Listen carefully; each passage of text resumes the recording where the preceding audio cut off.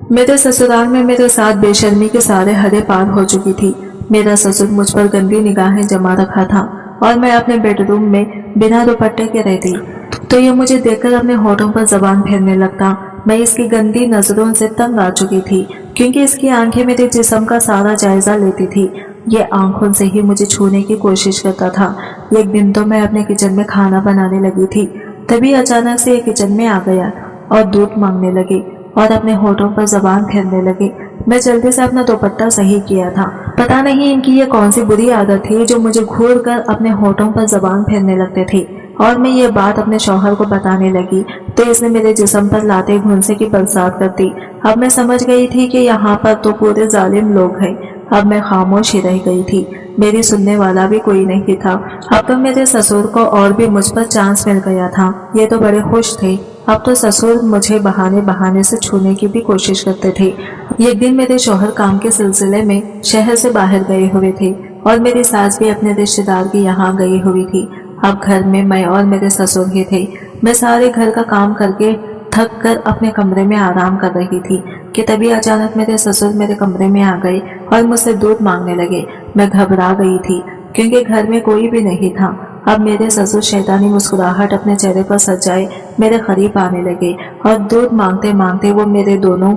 मैं खाना बना रही थी, तभी अचानक से मेरी सास की चिल्लाने की आवाज आई। इनकी चिल्लाने की आवाज सुनकर मैं घबरा गई थी। मैं दौड़ती हुई इनके कमरे में गई। अगर मैं 1 मिनट भी देर लगाती तो मेरी शामत आ जाती। वो तो वैसे भी मुझे मारने का और मुझ पर चिल्लाने का मौका ढूंढती थी। सामने एक औरत बैठे मुझे बहुत अजीब नजरों से घूर रही थी। इसको इस तरह खा जाने वाली नजरों से देखता हुआ देखकर मैं सिपटा गई थी। मैं तो इस औरत को पहली बार देख रही थी। उस औरत को देखकर मुझे लग रहा था कि वो मुझे पहले से जानती हो। मेरी सास भी मुझे गुस्से से घूरे जा रही थी। इसने हाथ का इशारा करते हुए मुझे अपने पास बुलाया था तो मैं दबे दबे कदमों से इसके पास चली गई। अभी मैं इसके पास पहुंची ही थी कि इसने मुझे बाजू से पकड़ा और मुझे नीचे की तरफ ढकेल दिया और मेरे बालों को पकड़कर जोर से खींचने लगी। मैं घबरा गई। इस सब के लिए मैं बिल्कुल भी तैयार नहीं थी। मैं खुद को इसकी मजबूत गिरफ्त से छुड़वाने की कोशिश कर रही थी। तकलीफ के मारे मेरा बुरा हाल था, लेकिन ये मुझे बहुत मजबूती में पकड़ के रखी हुई थी। इतने में ही वो कहने लगी कि मैंने तुझे कितनी दफा कहा है कि बाहर की औरतों से दोस्ती मत किया कर, लेकिन तुझे तो मेरी बात बिल्कुल भी समझ नहीं आती। मैं जोर से सर नफी में हिलाने लगी और इसे कहा कि सच में मैं इस औरत को बिल्कुल भी नहीं जानती। मैं तो इसे पहली बार देख रही हूँ। मगर मेरी सास तो मेरी बात सुनने को मान ही नहीं रही थी। लेकिन एकदम से वो औरत उठी और मेरे पास आई और मुझे मेरी सास से छुड़वाने लगी और इसे डांटने लगी और मेरी सास से कहने लगी, तुम क्यों इतना जुल्म कर रही हो इस मासूम बच्ची पर? क्या कसूर है इसका? ऐसा जुल्म कभी मासूम पर मत करना, नहीं तो तुम बर्बाद हो जाओगी। इसकी बात सुनते ही मेरी सास कहने लगी, तुम्हें मुझे बताने की जरूरत नहीं है कि क्या सही है और क्या गलत। मैं खूब अच्छे तरीके से इस निकम्मी लड़की को जानती हूँ। ये तो मेरा शुक्रगुजार होनी चाहिए कि मैंने इसे अपनी बहू बना लिया है, वरना इसकी करतूतों को देखकर इसे कोई मुंह लगाना भी पसंद नहीं करता। मेरी सास तो सिर्फ और सिर्फ मुझसे नफरत करती थी। वो कभी भी मुझे प्यार से बात तक नहीं किया। आखिर मैंने ऐसी कौन सी गलती कर दी जिन्होंने मुझे इतनी बड़ी सजा दे रही है? मैंने कई बार इनसे पूछा भी, मगर वो गुस्से से चुप करा देती और मुझसे कहती कि तुम इस काबिल भी नहीं हो कि तुमसे कोई बात किया जाए। तुम्हें मैंने यहाँ पर अपनी बात करने के लिए नहीं, बल्कि तुम्हें अपने घर की मुलाजिमा बनाने के लिए लाया है। और इसी वक्त तो मेरा शौहर भी अंदर दाखिल हो गया। इसके माथे पर बल पड़ गए थे। ये शोर शराबा देखकर वो तेजी से कदम बढ़ाता हुआ अम्मा के पास गया और इनके कदमों में बैठ गया। ये इसकी पुरानी आदत थी। हाफिज से घर आने के बाद भी ये ऐसा ही करता था कि अपनी माँ के कदमों में बैठ जाता था। मैं यही सोच रही थी कि कभी इस इंसान ने मेरे साथ हंसकर बात तक ना की हो तो अब क्या मेरी साइड लेता। ये तो बिल्कुल भी नहीं थकता था अपनी माँ की खिदमत करते हुए। काश इसे कोई बता तो देता कि सिर्फ माँ की खिदमत करने से जन्नत नहीं मिल जाती, बल्कि इसके अलावा और भी कुछ हक और हुकूक होते हैं। अगर वो शादीशुदा है तो कुछ बीवी के भी हुकूक होते हैं जो इसको अदा करने पड़ते हैं। मगर ये बातें अगर मैं इसके सामने करने की जुर्रत करती तो वो मेरी जबान खींच लेता। मैं खामोशी इख्तियार करने के अलावा कुछ भी नहीं कर सकती थी। मामूल के मुताबिक इसने माँ के कदमों में बैठकर सबसे पहले इनसे इस दिन का हाल पूछा। इस दौरान वो हम दोनों औरतों को मुकम्मल तौर पर नजरअंदाज कर चुका था। जब अपना काम पूरा करने के बाद वो फारिग हुआ तो जल्दी से उठ खड़ा हुआ और वो बूढ़ी औरत जो कि थोड़ी देर पहले ही इस घर के अंदर दाखिल हुई थी, वो तेजी से चलता हुआ इसके पास आ गया और इसे धक्के देकर घर से बाहर निकालने लगा। वो एक कमजोर लागर औरत थी। जरा सा धक्का लगने पर जमीन पर गिर गई। इसकी कोहनियां जमीन पर टकराने की वजह से जख्मी हो गए थे। इससे पहले कि मैं भागती हुई इसके पास जाती, दोनों माँ बेटे ने मुझे पीछे की तरफ खींच लिया और फिर इसको बाहर निकाल दिया गया। मेरी आंखों से तेजी से आंसू भर रहे थे।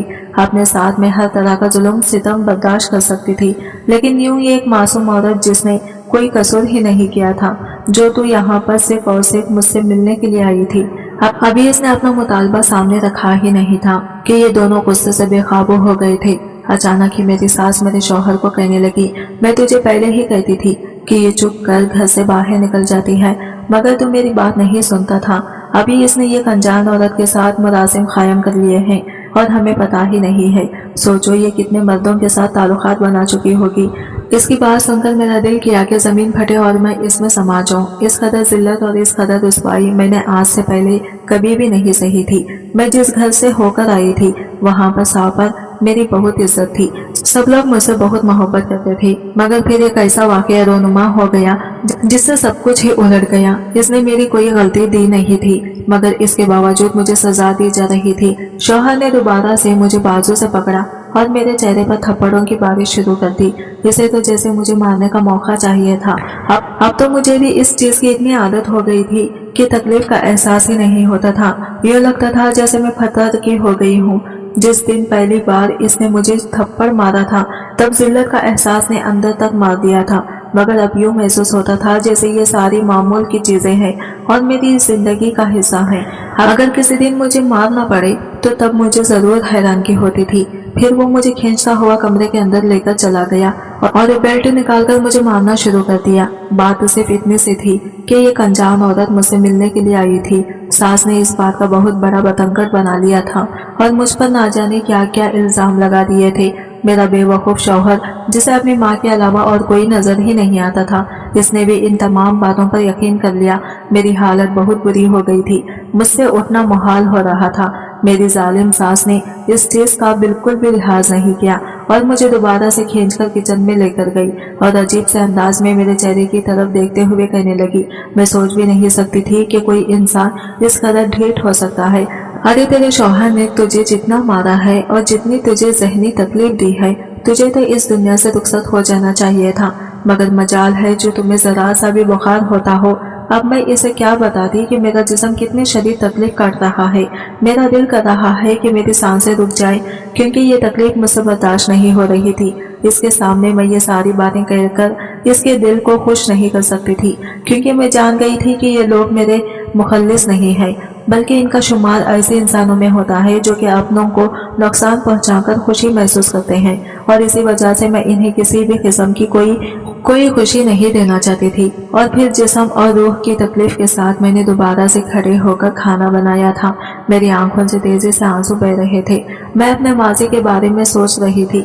मुझे फरहाद की याद शिद्दत से सता रही थी। मैंने इसकी मोहब्बत की कदर नहीं की थी।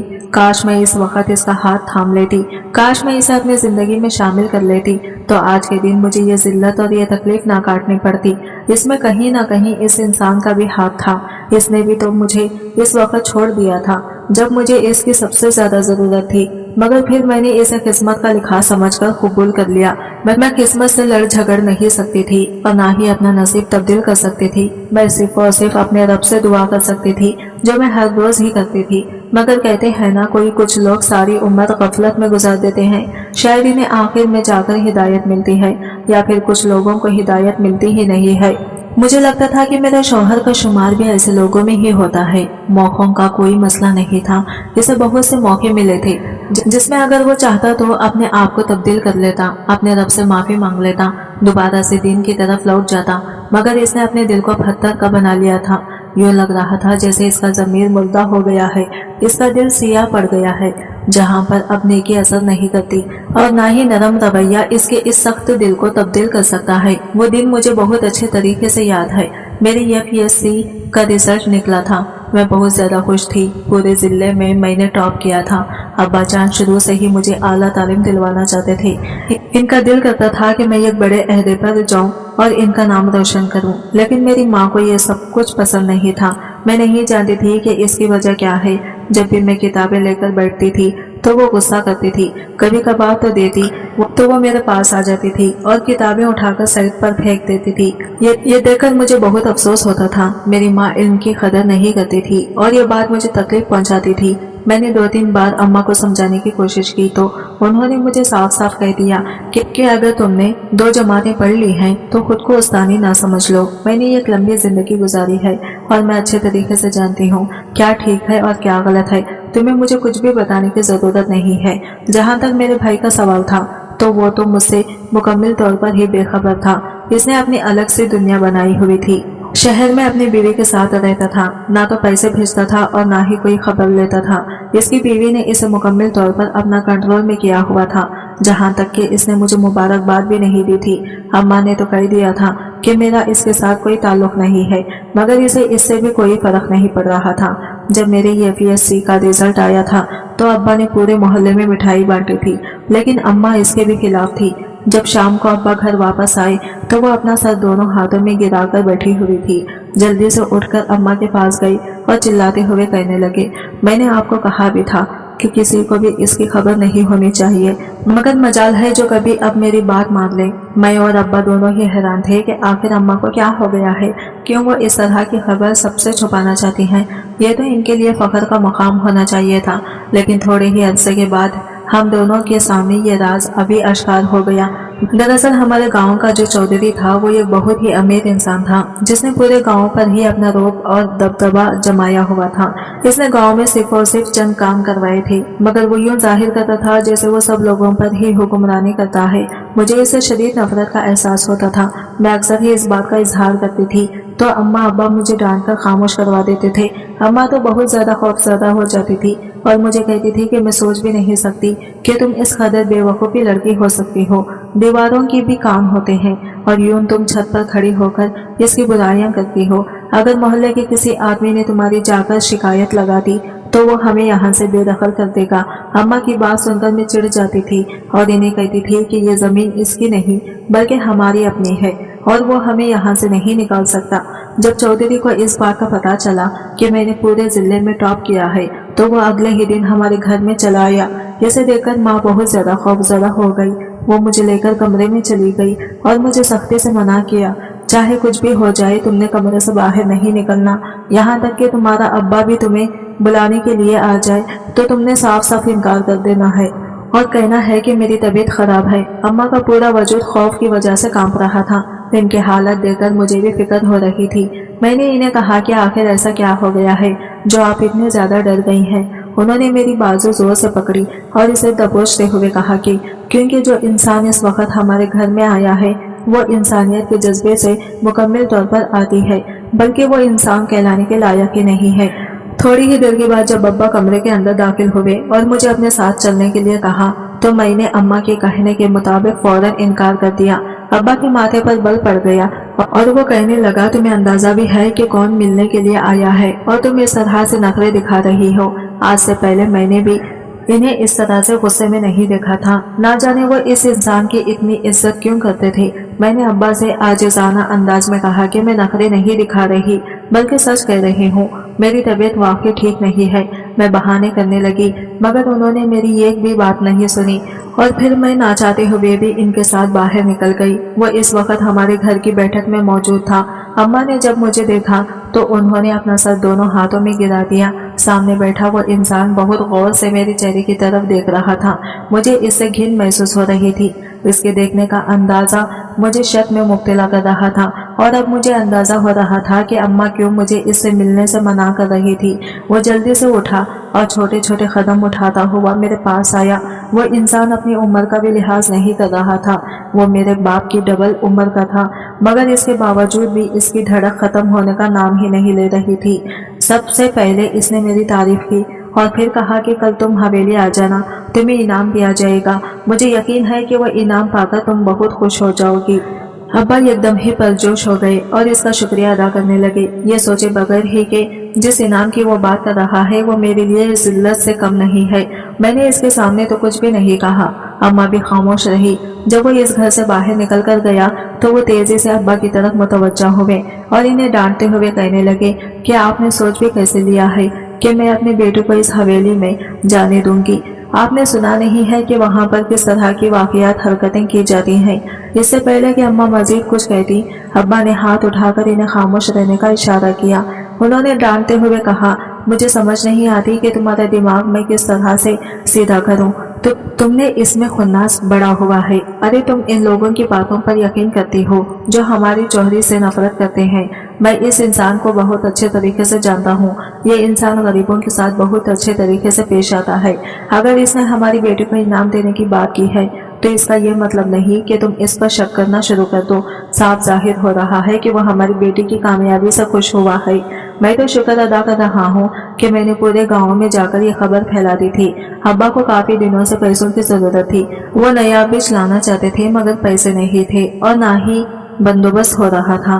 अभी वो इसी वजह से खुश हो गए थे क्योंकि जानते थे कि चौधरी अच्छे खासे पैसे देगा और फिर इन पैसों से वो अपनी ख्वाहिश पूरी कर लेंगे क्योंकि बेटे की तरफ से इन्हें कोई उम्मीद नहीं थी। इसने साफ साफ इनकार कर दिया। अम्मा का परेशानी से बुरा हाल था।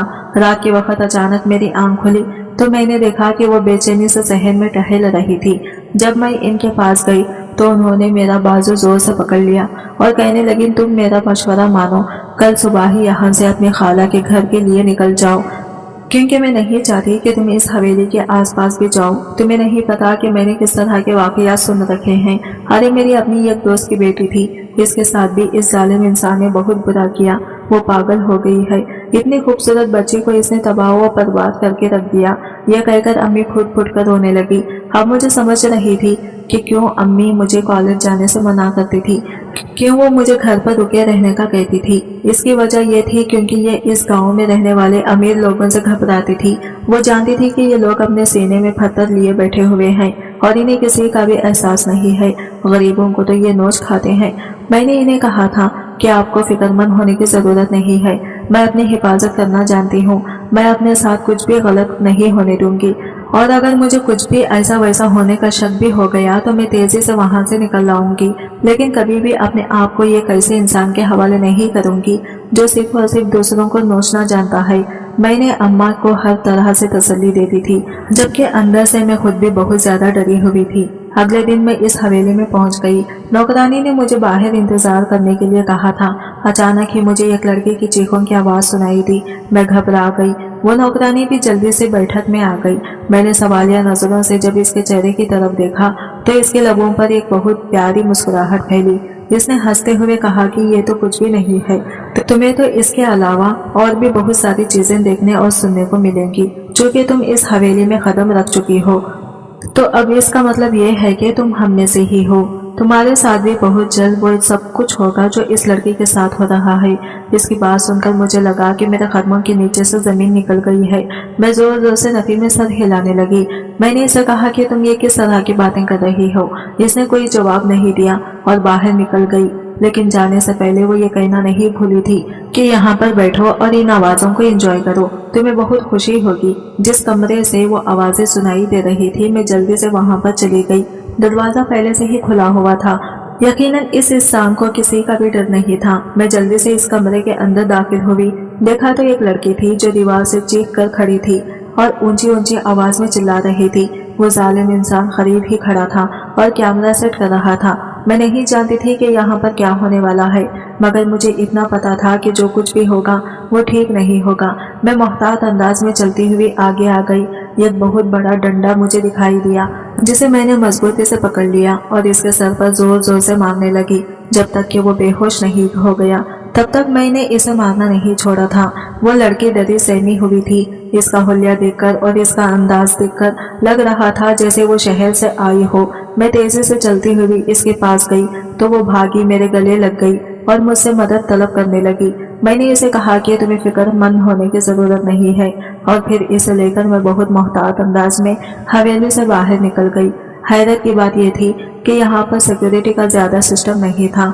सिर्फ और सिर्फ औरतें ही मौजूद थी जिनको चौधरी ने अपनी हवस पूरी करने के लिए रखा हुआ था। शायद वो ये बात जानता था کہ ये भी यहाँ से बाहर जाकर किसी दूसरे को इसकी हकीकत बताने की जरूरत नहीं करेंगी। इसी वजह से वो हर तरह की फिक्र में था। इसे ये घर के सामने छोड़ने के बाद मैं भागी हुई अपने घर गई थी, क्योंकि मैं जानती थी कि अब हमारा यहाँ पर रहना खतरे से खाली नहीं है। जाकर मैंने अम्मा को सारी सूरत हाल बता दी। अब्बा भी मेरी बात सुन रहे थे। पहले तो इन्हें अपने कानों पर यकीन ही नहीं आया, फिर वो नफी में सर हिलाने लगे और कहने लगे कि ऐसा मुमकिन नहीं हो सकता। मैंने इन्हें कहा कि ये सब कुछ मुमकिन हो चुका है। यूं हम लोग खामोशी से शहर की तरफ चल दिए। मेरी खाला के घर के बारे में कोई भी नहीं जानता था, इसी वजह से हम बेफिक्र होकर इस तरफ रवाना हो गए। भाई से जब मैंने राबिता किया और इसे इस परेशानी के बारे में बताया तो मुकम्मल तौर पर अनजान बन गया, बल्कि वो तो चौधरी का साथ देने लगा था। चंद दिनों के बाद चौधरी दोबारा से वहां पर पहुंच गया। अम्मा जानती थी कि मेरी इज्जत खतरे में है, इसी वजह से उन्होंने अपनी एक जानने वाली से कहकर मेरा निकाह एक शख्स से करवा दिया, जिसके बारे में मैं कुछ भी नहीं जानती थी। मुझे सिर्फ ये बताया गया था कि वो अहमद नामी इंसान अब मेरा शौहर है।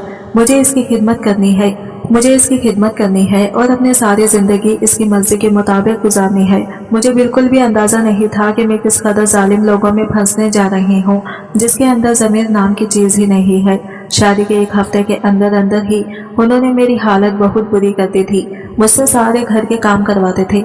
जरा सी गलती कर देती तो मुझे मारना पीटना शुरू कर देते थे। दूसरी तरफ इस जालिम चौधरी ने मेरे माँ बाप को भी जिंदा नहीं छोड़ा और इन्हें हमेशा हमेशा के लिए खत्म कर दिया। यह खबर मेरे लिए बहुत बड़ी थी। मैं इतनी बदकिस्मत थी कि मैं इनके जनाजे पर भी नहीं जा पाई, क्योंकि खाला ने सख्ती से मना किया था। वो मुझसे बहुत नाराज थी और मुझे कह रही थी कि पहले भी तुम्हारी वजह से इन दोनों का इंतकाल हुआ है। अब मैं नहीं चाहती कि तुम्हारी वजह से मेरे घर का निजाम भी बर्बाद हो। दरअसल चौधरी के आदमी इन्हें धमकियां दे रहे थे। खालू जान ने पुलिस में रिपोर्ट करवाई तो इनकी जान थोड़ी सी छोड़ी, मगर वो लोग अभी भी कह रहे थे कि अगर उन्होंने मुझे इनके घर के आसपास भी देखा तो वे इनको भी तबाह व बर्बाद करके रख देंगे। यूं मेरा मरेका तो खत्म हो ही गया था। अब मेरा कोई रिश्ता ऐसा भी नहीं बचा था कि मैं जिसके पास दो घड़ी के लिए जा सकती या अपना दुख दर्द हल्का कर सकती। भाई भाभी अपने पास आने नहीं देते थे और फिर थोड़े ही अरसे के बाद वो ये मुल्क छोड़कर ही चले गए। जब मेरी सास को इस बारे में पता चला तो वो काबू से बाहर हो गए। पहले कभी कभार वो मुझे कोई ना कोई काम करवा देती थी या फिर दो बोल नरमी के बोल देती थी, लेकिन अब ऐसा कुछ भी नहीं था। अब तो इसने अपना असल रूप दिखाना शुरू कर दिया था। वो किसी जल्लाद से कम नहीं थी। मेरा शौहर भी सिर्फ और सिर्फ अपनी जरूरियात पूरी करने के लिए ही मुझे मुखातिब करता था। इसके अलावा भी इसने मुझे पुकारा नहीं था। मेरे सामने वो दूसरी औरतों से फोन पर बातें करता था और इनकी तारीफें करता था। मेरा दिल खून के आंसू रोता था। कमाईगी का एहसास मुझे एक लम्हे के लिए भी चैन नहीं लेने देता था। मैं खुद से ये सवाल पूछने पर मजबूर हो जाती थी कि आखिर मुझ में ऐसी कौन सी कमी है जो वो दूसरे औरतों की तरफ मुतवज्जा होता है। अगर मुझे भी इसका कोई जवाब नहीं मिला था। अल्लाह ताला का दिया हुआ मेरे पास सब कुछ था। मैं खूबसूरत भी थी, अक्लमंद भी थी और सबसे बड़ी बात यह थी कि मैं घर के कामकाज में भी ताक रखती थी। मैं किरदार की भी मजबूत थी, मगर इसके बावजूद भी मुझे कैसा इंसान मिला था जिसके लिए ये कैसी लड़की होनी चाहिए थी जो एक वक्त में ना जाने कितने लड़कों के साथ ताल्लुकात रखती हो। अक्सर ही मेरे दिल में इसके लिए इस तरह की बद्दुआ निकलती थी। मैं तहज्जुद में अपने रब के सामने गिड़गिड़ा कर रोती थी और इनसे इंसाफ मांगती थी, क्योंकि अब मेरी हिम्मत जवाब दे चुकी थी। मेरा सब्र खत्म हो गया था। मैं मजीद इस आजमाइश में अपनी जिंदगी गुजारने के काबिल नहीं बची थी।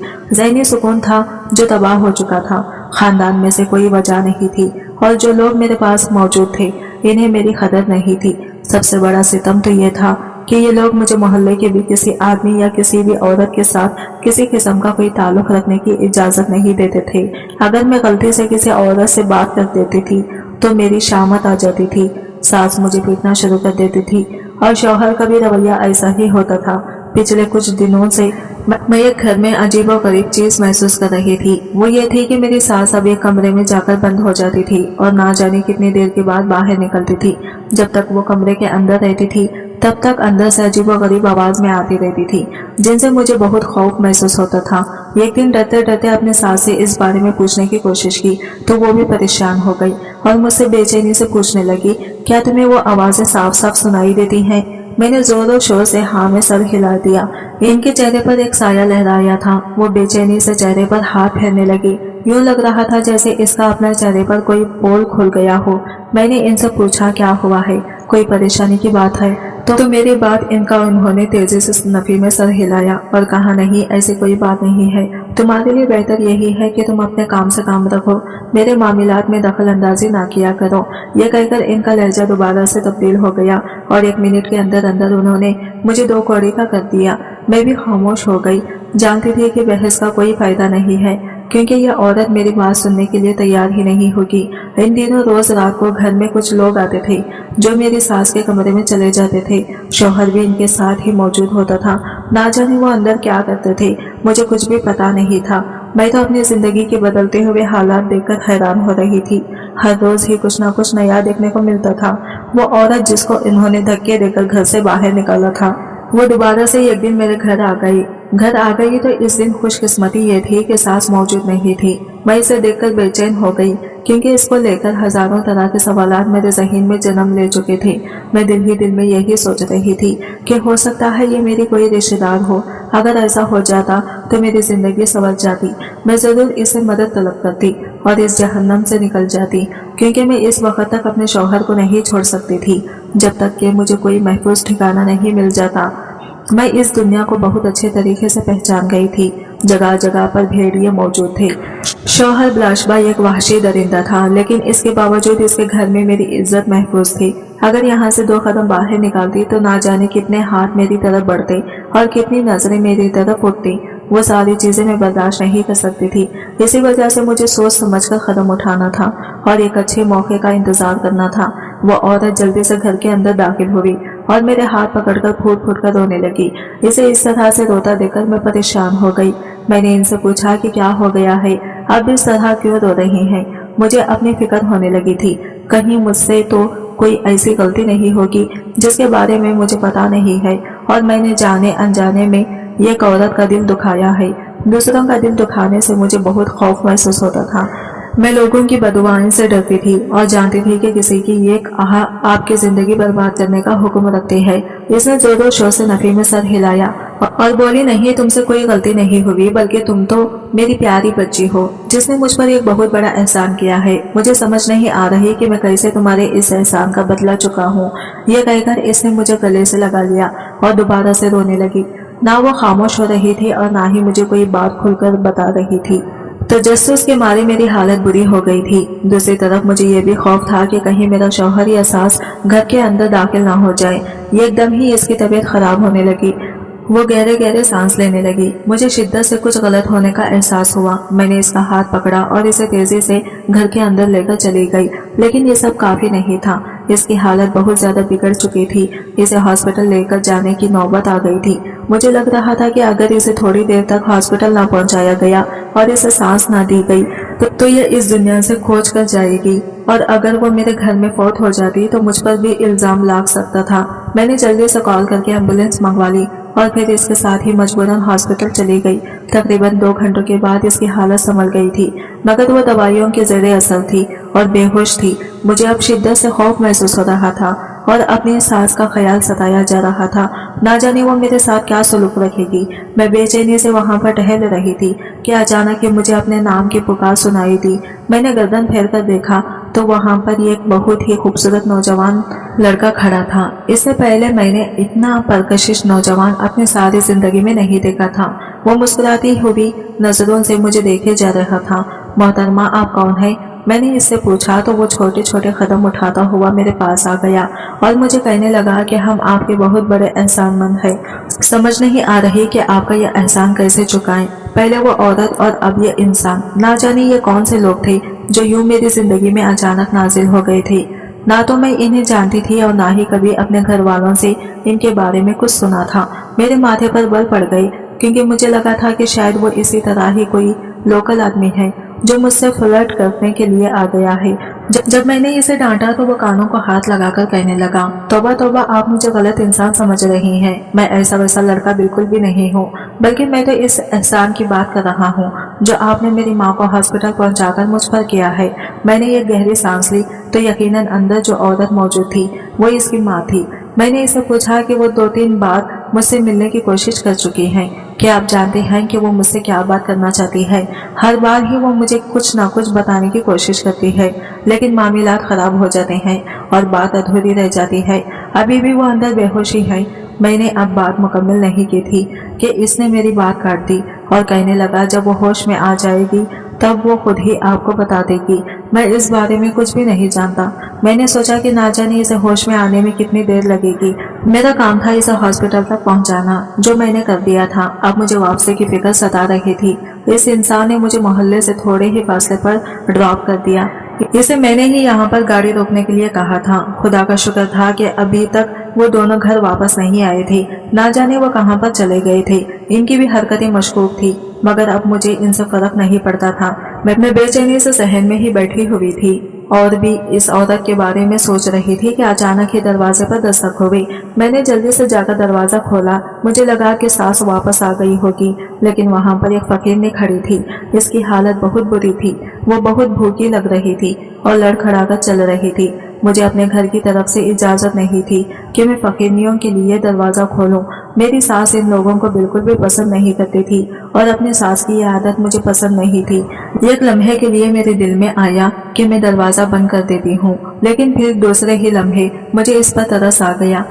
इस वक्त चूंकि दोनों घर पर मौजूद नहीं थे, मेरे पास मौका था कि मैं इस बेचारी की मदद कर देती। मैंने जब इसे घर के अंदर दाखिल होने के लिए कहा तो इसने जोरों शोर से नफी में सर हिलाया और मुझे बोली कि सिर्फ और सिर्फ खाने के लिए एक रोटी दे दो। वो अल्लाह के नाम पर रोटी मांग रही थी।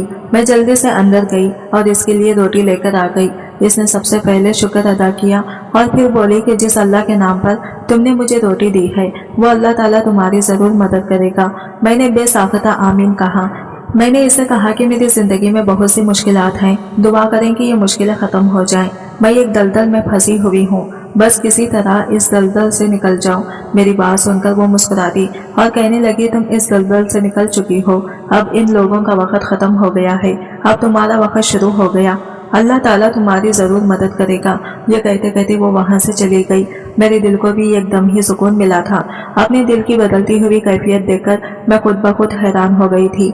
जो मेरी बेचैनी थी वो भी खत्म हो गई थी। रात का वक्त था। मैंने अपनी सास को खाना दिया तो वो इसमें नखुस निकालने लगी और मेरे शौहर को दोबारा से बुलाकर इसे भड़काने लगी। इससे पहले कि वो मुझ पर हाथ उठाता, मैंने खौफ से आंखें बंद कर ली। बेसाख्ता मेरी आंखों के सामने इस फकीरनी का चेहरा घुमा था। इसी वक्त ही घर का दरवाजा एक जोरदार आवाज से खुला और पुलिस घर के अंदर दाखिल हो गई। मेरे देखते ही देखते वो सास और शौहर दोनों को अपने साथ लेकर चली गई। मुझे पता चला था कि दोनों सफली अमल करते हैं। उन्होंने ना जाने कितने लोगों की जिंदगियां बर्बाद कर दी हैं। अब मुझ पर यह राज आश्कार हुआ था कि जिन लोगों को वो अपने साथ इस घर में लेकर आते थे, दरअसल वो इनका क्लाइंट होते थे, जिनका वो काम करते थे और इनसे एक मोटी रकम ले लेते थे। ये सारी मालूमात इस औरत ने ही निकलवाई थी, जो काफी अरसे से मुझसे मिलना चाहती थी। और वो औरत कोई और नहीं बल्कि इस मासूम लड़की की माँ थी, जिसे मैंने चौधरी के चुंगल से बाहर निकाला था। वो मेरी बहुत शुक्रगुजार थी।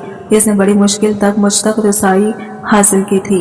अपने भाई के पासों में जा नहीं सकती थी, क्योंकि वो मुल्क छोड़कर अपनी बेगम के साथ चला गया था। अब मेरे पास सिर्फ और सिर्फ एक ही रास्ता था कि मैं इस औरत के साथ इसके घर चली जाऊं। मेरी इद्दत जैसे ही मुकम्मल हुई, इसने अपने खूबसूरत नौजवान बेटे के साथ मेरी शादी करने का फैसला किया। मुझे ये सब कुछ ठीक नहीं लग रहा था। मुझे लग रहा था कि इसी इंसान के साथ ज्यादती हो रही है। जब मैंने अपने ख्यालात का इजहार इस औरत के सामने किया तो वो मुस्कुराने लगी और कहने लगी, किसी के साथ कोई ज्यादती नहीं हो रही। जहाँ तक मेरे बेटे का सवाल है तो इसने भी पहले एक शादी की थी, लेकिन ज्यादा अरसे तक नहीं चल सकी। इसकी बीवी इसके साथ रहना ही नहीं चाहती थी। वो किसी और से मोहब्बत करती थी, जिसकी वजह से इसने इसे मजबूरन छोड़ दिया। काफी अरसे के बाद इसे दोबारा किसी से मोहब्बत हुई है और वो औरत कोई और नहीं बल्कि तुम हो। मुझे यकीन है कि वो तुम्हारा बहुत ख्याल रखेगा। तुम्हारी जिंदगी में जितनी भी कमियां हैं वो इन सबको पूरा कर देगा। तुम्हारी जिंदगी को वो खुशियों से भर देगा। सिर्फ और सिर्फ एक बार मेरे बेटे को मौका दो। मैं इस पर अपने रब का जितना भी शुक्र अदा करती कम था। बिलाशुबा हर मुश्किल के बाद आसानी होती है। मैंने मुस्कुराते हुए हाँ कर दी और एक हफ्ते के अंदर अंदर मेरा इसके साथ सादगी से निकाह हो गया। वो बहुत ही अच्छा शौहर साबित हुआ था। इसने मुझे इज्जत दी थी और वो मोहब्बत दी थी। جس کا میں نے ہمیشہ سے خواب دیکھا تھا۔ میرے سارے زخم بھر گئے تھے، اب میری زندگی میں صرف اور صرف سکون تھا اور خوشیاں تھی۔ 1 سال کے بعد اللہ تعالیٰ نے مجھے ایک بہت ہی خوبصورت بیٹے سے نوازا، جس سے میری زندگی مکمل ہو گئی۔